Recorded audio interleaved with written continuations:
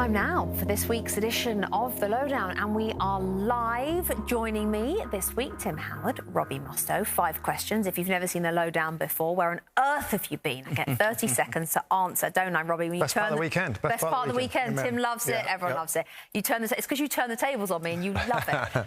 Everything I've asked you during the weekend that's been hard. So 5 questions, 30 seconds to answer each one. What's the first one? So I was thinking, we know that you love a storyline.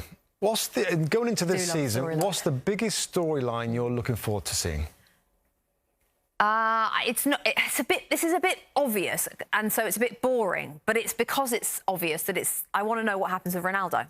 I want to know how, and Tim said it brilliantly on Friday, Ten Hag has to win this battle. If Ten Hag is going to be successful at Manchester United, he's got to win the battle against Ronaldo. So how does he win that battle?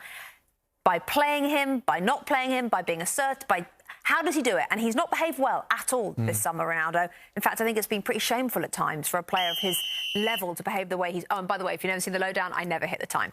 But the player of his level to behave that way, he's an example to so many people. Anyway. Just for a quick follow-up, do you think one day he might be manager of the club? Let me just say, I said today, crazier things have happened in the Premier League than we get to March, United are 10th, and they get rid of Ten Hag and they install Ronaldo. I'm not saying it's going to happen, but the guy acts more like a man. I know it's only been one game, but he acts more like a manager on the side than Ten Hag did today. Yep. It is an amazing shout. Probably won't happen, but if it does happen, could we please replay this tape? Tim. Question 2, you asked Robbie and I this. You'll have the advantage here because you saw all the teams play. Oh, yeah. Which 3 teams will be relegated this season? OK. And we are all very kney-jerky when it comes to that because we do have the caveat of we go again with our predictions at the end of the transfer window and then maybe again somewhere around Christmas. OK, my 3 to go down. I'm trying not to be knee-jerky, so I'm going to go with Bournemouth. I know they won yesterday. Just don't think they're going to have enough goals. I'm going to go with Southampton. At last, I think if you flirt long enough around that plug hole, eventually you go down.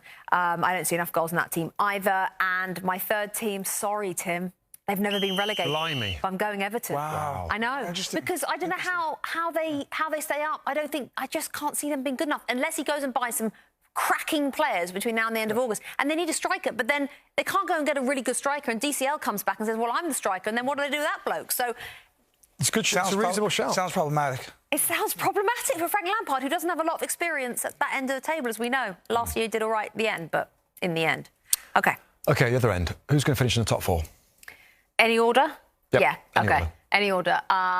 So the 2 that aren't going to finish in the top 4 are... So it's going to be obvious who the 4 are, because there will be no gate crashes this season, as you were saying, Tim. I think it's set. So United are not going to finish in the top 4.